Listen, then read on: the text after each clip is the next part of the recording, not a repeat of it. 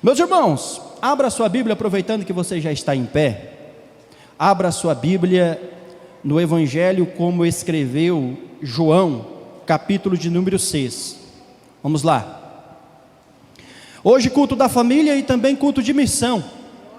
Meus irmãos e irmãs, a igreja missionária é aquela que investe, ou melhor, a igreja resgatada por Cristo é aquela que investe em missões. Eu sempre costumo dizer que nós, enquanto crentes em Cristo, enquanto cumprindo a obra redentora, enquanto digamos, reconciliados com Deus através de Cristo, temos que ter em nossos corações a obra missionária. Afinal, fomos salvos e resgatados pela própria obra missionária. Então Cristo implantou em nós a semente da missão. Vamos lá, culto da família, culto missionário, mas vamos falar um pouquinho do maior missionário de todos os tempos. João capítulo 6, versículo 35, localize aí na sua Bíblia. João capítulo 6, versículo 35. Vamos lá. Eu vou utilizar somente uma epígrafe do texto, um ponto central do texto. Vamos ler o versículo todo e vamos então discorrer deste versículo. Todos acharam? Digo amém. Amém, meus irmãos. Veio a nós a palavra do Senhor da seguinte maneira, dizendo: E Jesus lhe disse: Eu sou o pão da vida. Aquele que vem a mim não terá fome, e quem crê em mim nunca terá. Vamos lá, agora vamos em um só coral, vamos ler este versículo em voz alta, vamos lá. E disse-lhes Jesus: Eu sou o pão da vida, aquele que vem a mim não terá fome, e quem crê em mim nunca terá sede. Vamos utilizar a epígrafe deste texto, somente a frase: Eu sou o pão da vida. Senhor Espírito Santo, se faça presente. Aliás, meu Deus, o Senhor já se fazia presente aqui. Meu Deus, que o Senhor Espírito Santo trabalhe em nossos corações, aprofunde a sua palavra, Senhor. Meu Deus, modifica os nossos pensamentos. Meu Deus, que nós possamos nos despir de todo preconceito, de toda ideia preconcebida segundo o texto bíblico. Espírito Santo de Deus, apregou a tua palavra na tábua do nosso peito, ata elas aos nossos dedos. Espírito Santo do Senhor, de nada nos adiantaria estarmos presentes aqui esta noite, e o Senhor não fosse, se o Senhor não se fizesse presente, se a sua ação, se o seu trabalhar não fosse presente, não fosse real, que os nossos corações se abram para sentir a sua presença, que os nossos corações se abram para receber deste pão da vida. Espírito Santo do Senhor, enche-nos, ó Pai, da tua palavra, que é o teu Espírito Santo falando em nossos corações. Espírito Santo, fala conosco esta noite, abre a nossa mente, ensina-nos a sua palavra, guia os nossos pés, ilumina os nossos caminhos nas veredas da justiça, por amor do teu nome. É o que nós te pedimos e te agradecemos nesta noite, em nome de Jesus. Amém. Amém. Senta batendo palmas para Jesus. Glória a Deus. Aleluia. Glorificado e exaltado seja o nome do Senhor. Quem me escuta diz amém. Amém. Amém. Glória a Deus. Hoje, meus irmãos, estamos em um pequeno número de pessoas. Então vamos fazer um culto mais humilde, né? Eu costumo sempre dizer assim, olha, o povo de Deus é reunido em um aprisco conforme o nosso tamanho. Ou seja, o povo de Deus não é porcos espinhos em uma noite de inverno, tentando se aquecer dentro de uma caverna. Então logo o povo de Deus são ovelhas que se aquece segundo o calor do outro. Eu espero que os irmãos estejam me entendendo. Eu gostaria de pedir para o irmão que opera o nosso data show aqui. A luz está batendo na minha cara. Então, eu li aqui um texto bastante conhecido. Eu tenho certeza que os irmãos operam, já ouviram falar alguma mensagem deste texto. E segundo eu li, esse texto vai nos apresentar Jesus como sendo o pão da vida. Para nós entendermos o porquê, motivo, razão ou circunstância Jesus é o pão da vida, nós precisamos voltar na gênese humana. Nós precisamos voltar na gênese criadora, na origem do homem e da mulher. E aonde está a gênese do homem e da mulher? Se não em Gênesis, aonde conta a história bíblica que Adão e Eva foram criados por Deus. Só que não só eles foram criados por Deus, como também eles foram mantidos por Deus. Eu quero que você imagine comigo a perfeição de Adão. Eu quero que você imagine comigo a intelectualidade, o nível de QI de Adão. Eu quero que você imagine comigo a beleza de Eva. Eu quero que você imagine comigo a estrutura óssea desses dois seres humanos. Pois a Bíblia diz que a doença não tinha poder sobre a sua carne.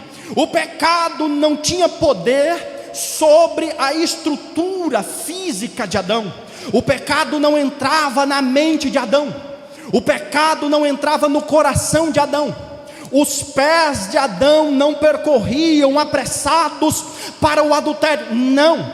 Eu quero que você imagine comigo a beleza deste homem, a perfeição de Adão. Agora eu quero que você imagine comigo o coração puro de Eva. Eu quero que você imagine comigo a beleza dos cabelos de Eva. Eu quero que você imagine comigo a beleza, a estrutura, a formosura desta mulher.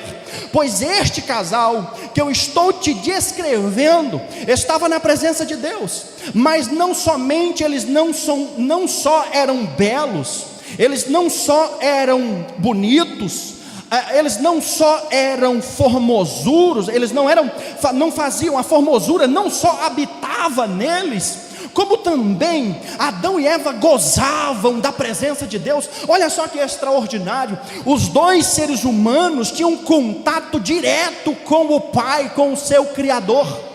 E dizia a Bíblia que de período de tempos em tempos, todas as tardes, Deus descia no jardim para cultuar com Adão e Eva. Olha só que extraordinário, Adão e Eva gozavam da presença de Deus, eles tinham um culto perfeito a Deus, eles estavam na presença de Deus, eles andavam, os pés, quando eu falei menção dos pés de Adão não se apressarem para o pecado, é porque os pés de Adão em sua perfeição, em sua formosura, andavam todas as tardes, tinham um encontro marcado em percorrer um caminho, em estar na presença do seu Criador. Adão e Eva gozavam unânimes da presença do Pai.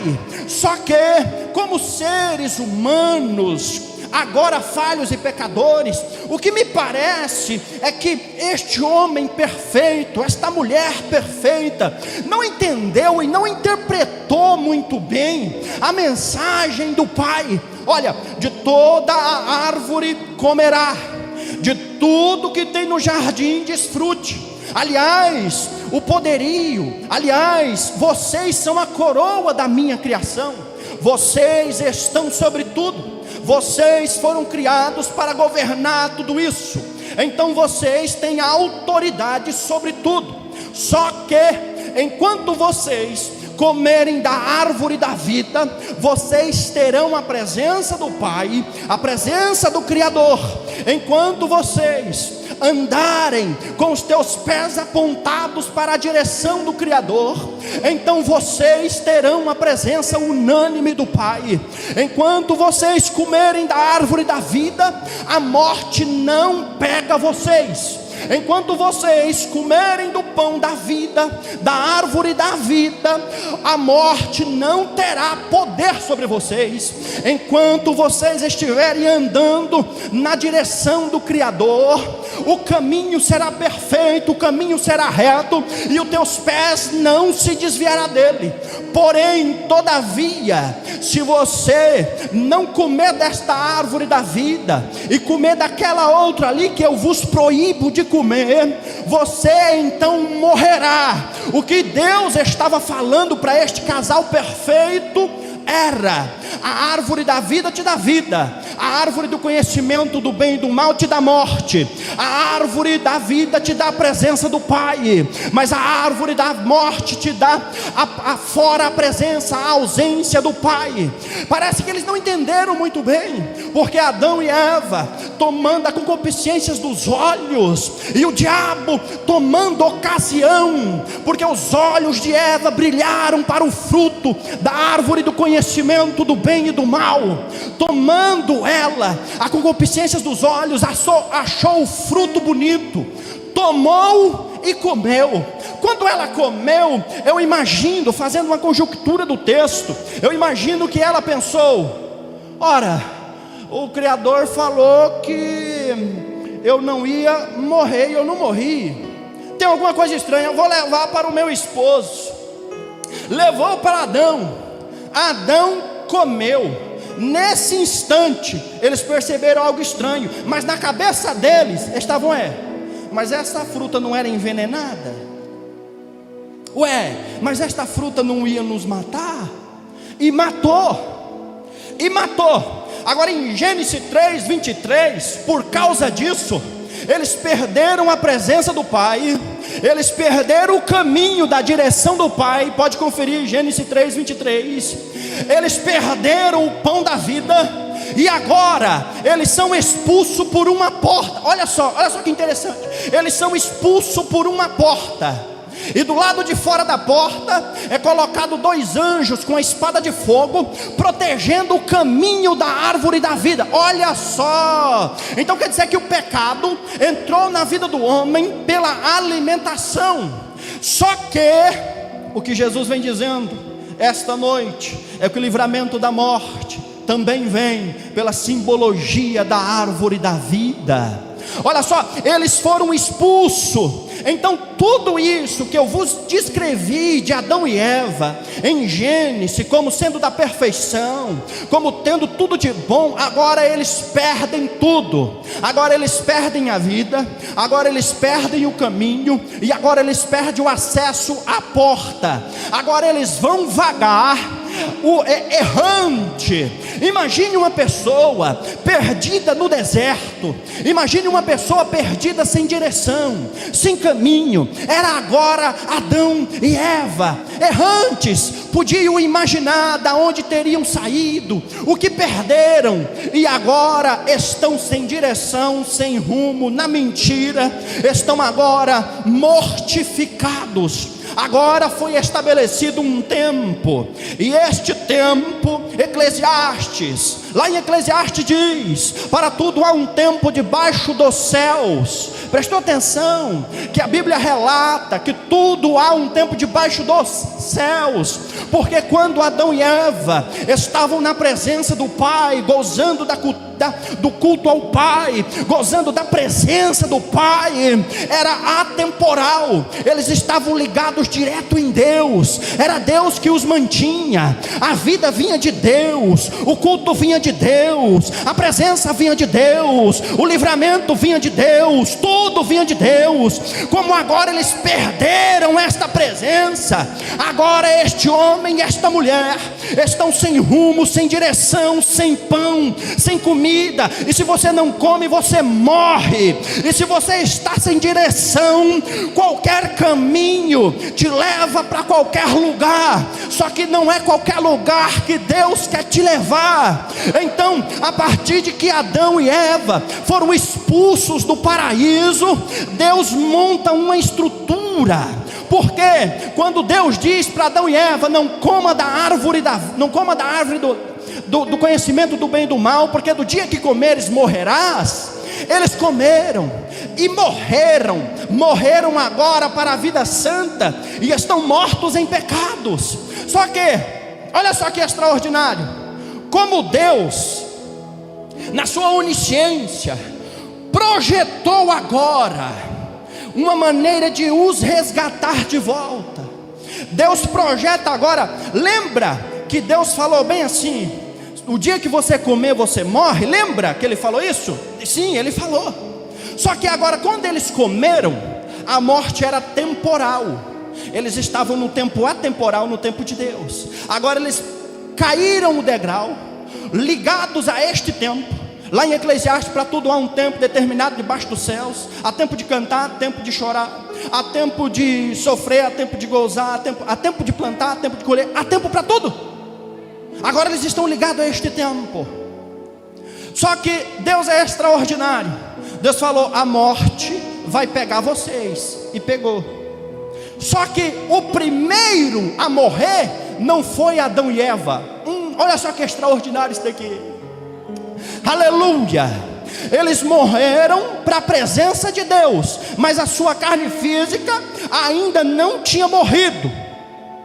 Por quê? Então qual foi a morte? A primeira morte da Bíblia Sagrada. Quando Adão e Eva comem da árvore, são envenenados. A sua matéria ganharam as suas entranhas, as suas estruturas ósseas, o menor átomo, a sua menor célula foi contaminada com o pecado. O seu pensamento contaminado com o pecado. Os seus pés agora amam o pecado. A sua boca agora ama falar coisas contra o Deus. A sua mente agora ama pensar coisas horríveis. Os seus olhos agora amam ver coisas horríveis. As suas pernas amam andar em ligeira, na velocidade para o pecado. Anda a passos largos, porque o homem adquiriu uma natureza pecaminosa. Só que antes de fato eles vinham a morte física, Deus providenciou uma morte. Deus falou assim: o dia que vocês comerem, vocês vão morrer. Mas quando eles comeram, morreram para a santidade, e nasceram agora, estão mortos no pecado. Deus falou assim: só que a morte não vai ter poder sobre vocês. A morte não vai ter poder de te matar a hora que ela quiser. A morte não vai ter poder sobre a tua vida, porque o dono da vida sou eu, e quem mata sou eu. Pega o cordeiro. Pega o cordeiro. A primeira morte da Bíblia Sagrada. E então a antiga aliança é aberta com a morte de um cordeiro, simbolizando a morte do Filho de Deus. Lembra, eu fiz um pano de fundo, eu fiz uma estrutura, uma introdução desta mensagem, falando que o ser humano, vamos recapitular para que você entenda, absorva a palavra de Deus esta noite. O homem tinha comida, o homem tinha vida, o homem tinha caminho, e o homem tinha presença.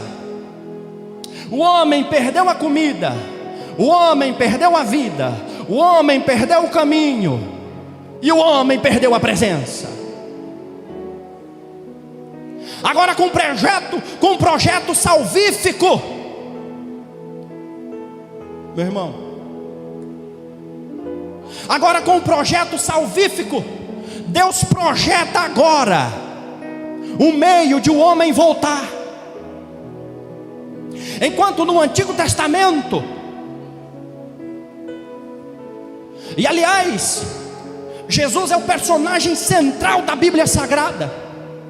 O Antigo Testamento fala dele, o Novo Testamento fala dele.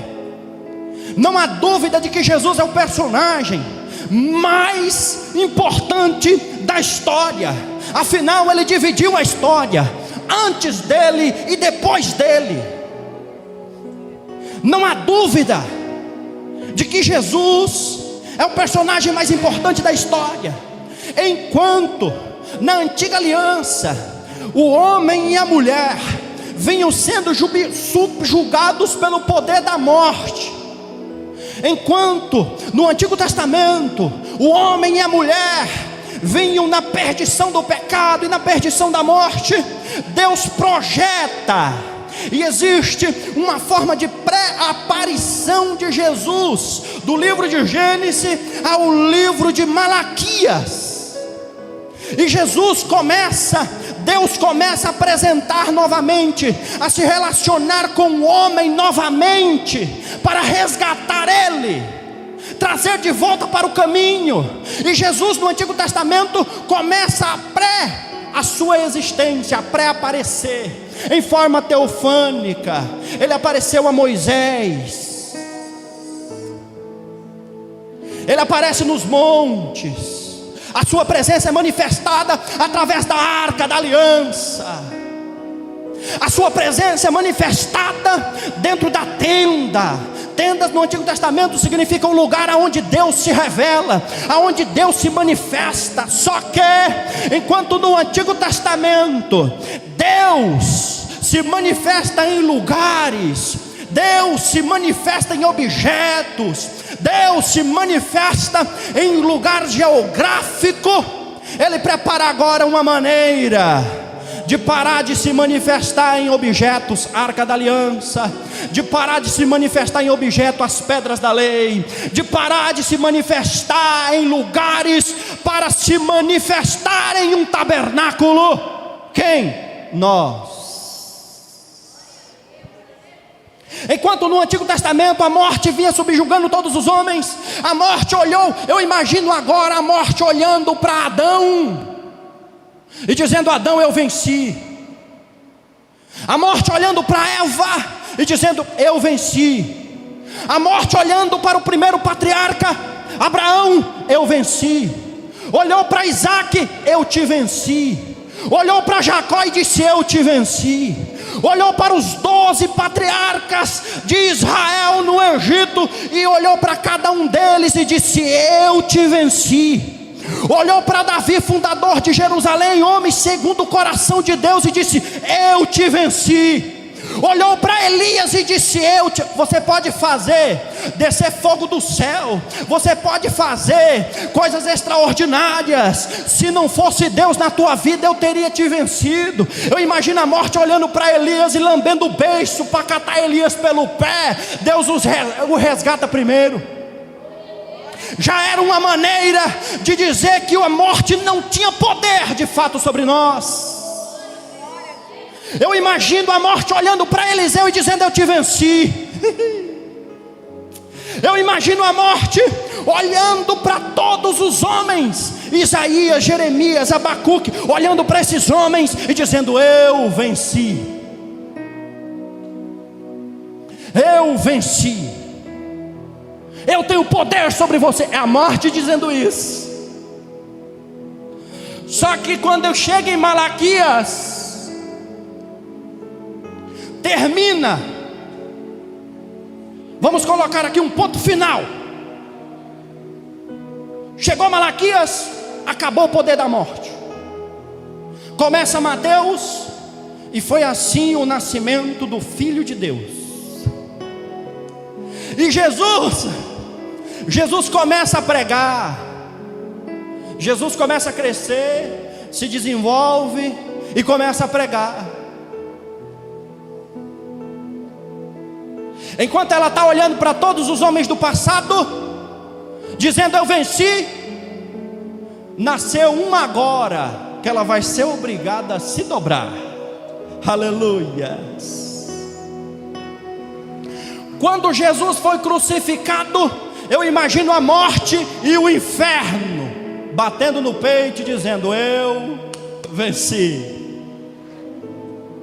Só que eu imagino que o homem que está em pecado, diz a ciência, vou pedir licença uma vez que está sendo transmitido pela internet, para os nossos irmãos que estão aos nossos irmãos que fazem parte da ciência. Diz a ciência que um corpo humano normal, com 24 horas já começa a entrar em estado de putrefação. Um ser humano normal, 3 dias, já está em estado de decomposição. 3 dias. Jesus morre o primeiro dia. Eu imagino a morte indo no túmulo de Jesus, ela e o inferno. E aí, já começou a apodrecer? Não. E o corpo de Jesus dilacerado, moído. Sim, o castigo que nos trouxe a paz, Ele levou sobre os seus ombros o nosso castigo. Eu imagino a morte indo no túmulo de Jesus e dizendo: e aí? Começou? Não. Vamos voltar amanhã. No segundo dia, eu imagino a morte chegando no túmulo de Jesus. E aí, já começou a apodrecer? Não, mas não pode, já era para estar fedendo.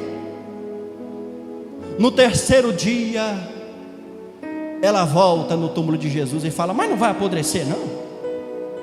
No final do terceiro dia, ela dá o brado de derrota: nasceu um que me derrotou. Aleluia! Nasceu um que me derrotou. Por que que ele derrota a morte? Porque ele é digno, porque ele é o pão da vida. Agora eu entro e volto para o nosso texto.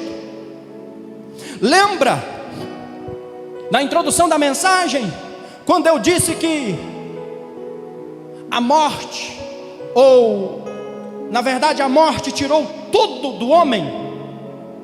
Quando chega no Evangelho de João, nós temos o eu sou de Jesus. E o eu sou de Jesus, 7 deles apontando para a divindade de Jesus. Lembra, o homem perdeu o caminho, perdeu o rumo, perdeu a direção. Agora Jesus é levantado e ele começa a pregar dizendo: eu sou o caminho. O ser humano perdeu o que mesmo? Lá no Éden ele perdeu o que mesmo? Ele perdeu o caminho. Eu sou o caminho. Aleluia. O ser humano perdeu o que mesmo lá no Éden? A vida. Eu sou a vida. Aleluia. O ser humano perdeu o que mesmo lá no Éden? Perdeu o que mesmo? A presença. Não se preocupa, quem vem a mim terá acesso ao Pai. Aleluia.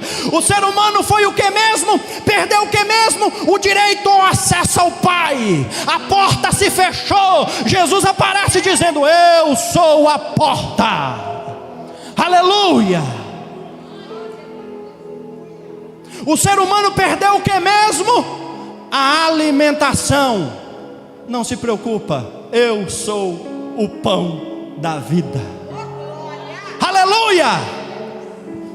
É Ele que te sustém, meu irmão. É Ele que te sustenta. É Ele que te guarda. O ser humano perdeu o que mesmo? A proteção. Eu sou o livramento. Quer ver como é que Jesus é para cada personagem da Bíblia Sagrada? Jesus começa, é levantado num contexto histórico, diante de um estado de precisão da humanidade. Jesus vai a uma festa, bodas de Caná da Galileia, e em festa não pode faltar o que? Alegria. E a alegria era simbolicamente simbolizada pelo vinho. O vinho acabou, Jesus estava presente, a alegria não pode acabar. Eu sou a alegria. Aleluia. Jesus encontra com paralíticos, e para os paralíticos Jesus é a força que os ponha de pé, que os ponhou de pé. Jesus encontra com um cego de nascença, e para o cego de nascença, ele é a alegria de ver pela primeira vez. Jesus encontra com a mulher adúltera, e para a mulher adúltera, ela é o livramento da morte e santificação. Jesus encontra com a mulher do fluxo de sangue, e para ela ele é a cura. Jesus encontra com Jairo, e para Jairo ele é a ressurreição de sua filha. Jesus encontra com Zaqueu, e para Zaqueu ele é a salvação.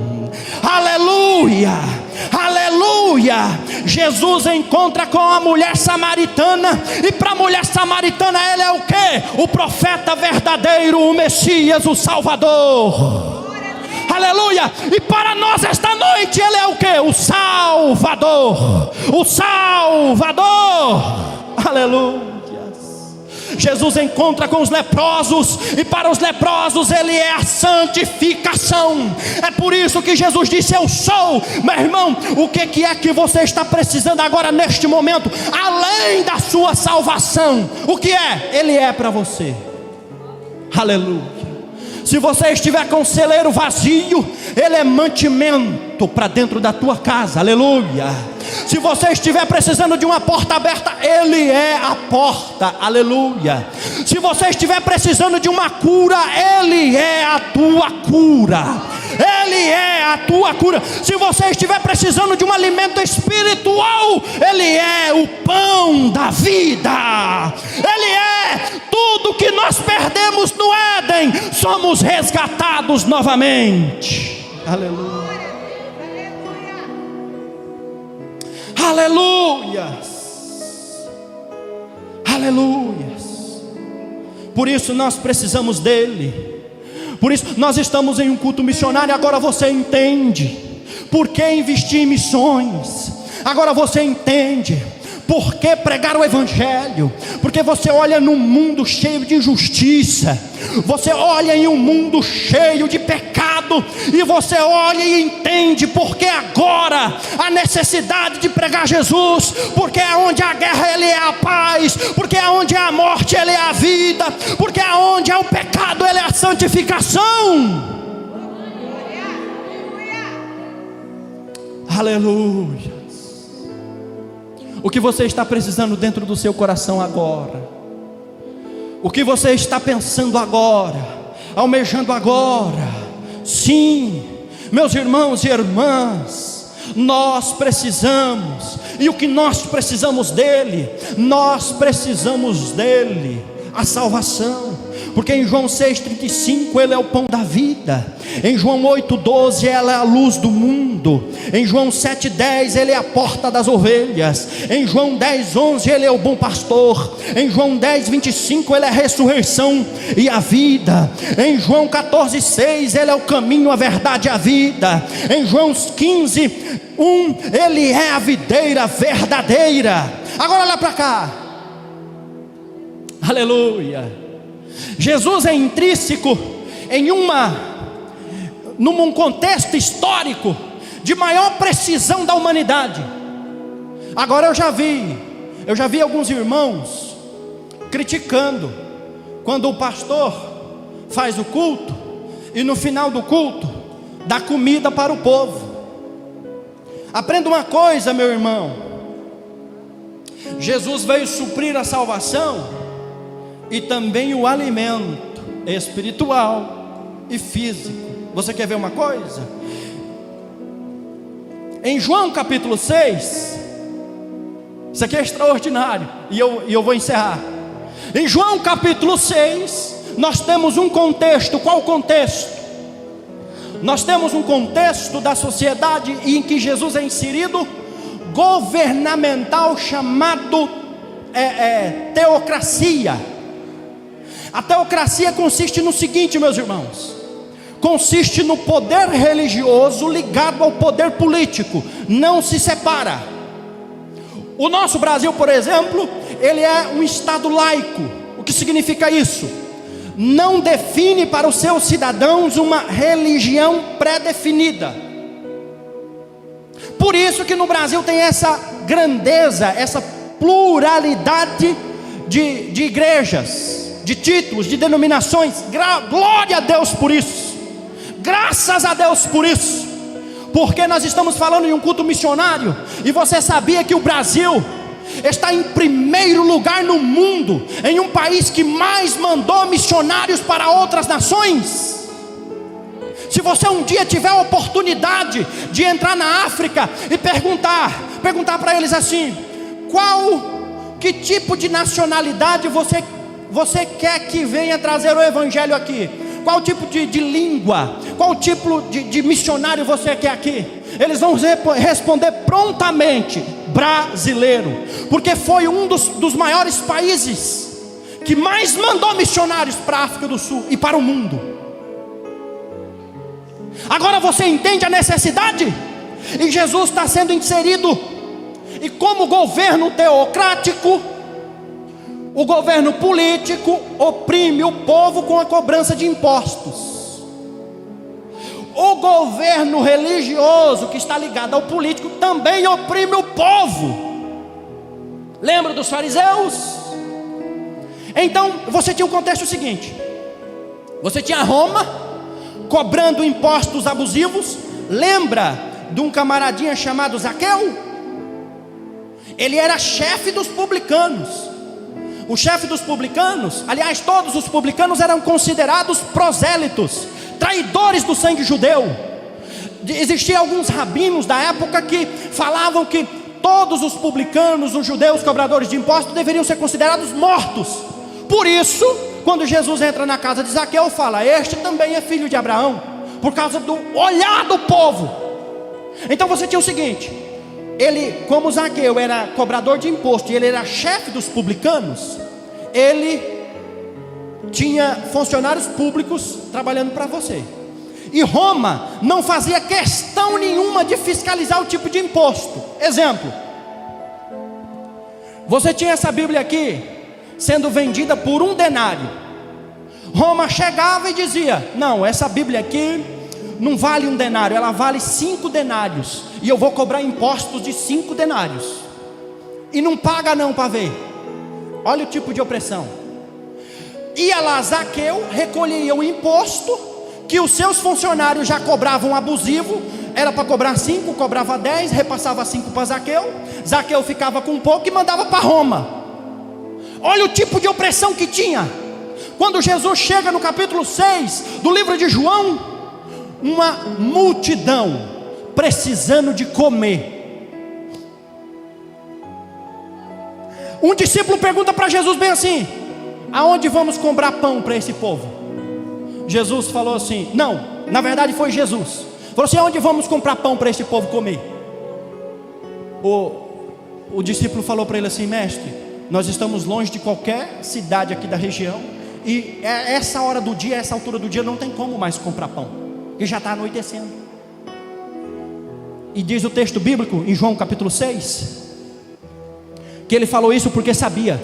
E Jesus falou uma frase extraordinária. Eu amo, eu chorei quando eu li essa frase. Jesus falou bem assim, ó: não se preocupa, eu vos dou o pão.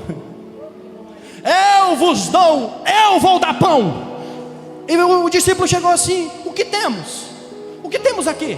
O que temos aqui é 2 peixinhos e 5 pães de cevada. Presta atenção nesta palavra, cevada. Aliás, diga comigo essa noite: cevada. Aleluia, glória a Deus. É para os irmãos prestarem atenção. É a primeira vez na Bíblia que você encontra Jesus transformando e multiplicando algo de inferior. Quando ele colocou água nas talhas e transformou vinho, foi o melhor. Não foi o melhor? Porque tudo que Jesus fazia era o melhor. Em João capítulo 6, 2 peixinhos e cevada. Eu falei, eu estou intrigado com esse pão de cevada. O que é o pão de cevada? O pão de cevada, meus irmãos, é um pão que contém muitas fibras, é poroso, áspero e não tem pouco nutriente, muita fibra, é fraco. E Jesus multiplicou este pão. Aí você fala assim, mas por que Jesus multiplicou este pão? Em João capítulo 6 continua: multiplicou, todo mundo comeu. Todo mundo comeu. Quer ver uma prova de que o povo passava fome? Quer ver uma prova da negligência? E Jesus veio para suprir isso. Diz a Bíblia que o povo comia e sobejava no resto. Se você está dentro de casa, está tirando comida para comer, e você tira um arroz, tira o feijão, tira a carne, tira a salada, o que sobrou na panela é resto ou é sobra? É sobra. O que sobrou no seu prato é resto, está sobejado. Você não pode dar para ninguém comer. Ou você come ou você joga fora, ou dá para um animal comer. Diz Jesus que ele mandou recolher, já estava com o povo, porque o povo comeu, e comia aqui, e comia ali, e comia lá, e deixava os pedaços. E Jesus falou: tudo bem que não presta o pão, mas não vamos desperdiçar. O povo está passando fome. Ajunta que vocês vão precisar. Não aparece no texto. Logo depois de Jesus multiplicar, tem uma passagem muito intrigante. Jesus acalma a tempestade. Todo mundo lê esse texto e prega somente a calmaria da tempestade, mas Jesus não acalmou a tempestade somente para os discípulos. É porque ele sabia que o povo precisaria de comer e precisaria passar pelo mar novamente para encontrar ele do outro lado. A multidão que comeu de um lado procurou Jesus no outro dia do outro.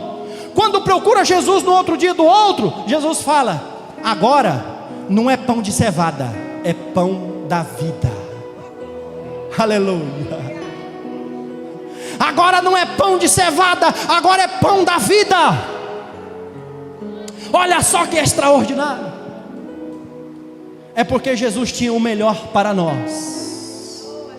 E quem come deste pão não tornará a ter fome. Quem bebe desta água não tornará a ter sede. Por quê? Porque Jesus veio para suprir as suas necessidades e também a sua espiritualidade. Se põe de pé em nome de Jesus, vamos fazer uma oração.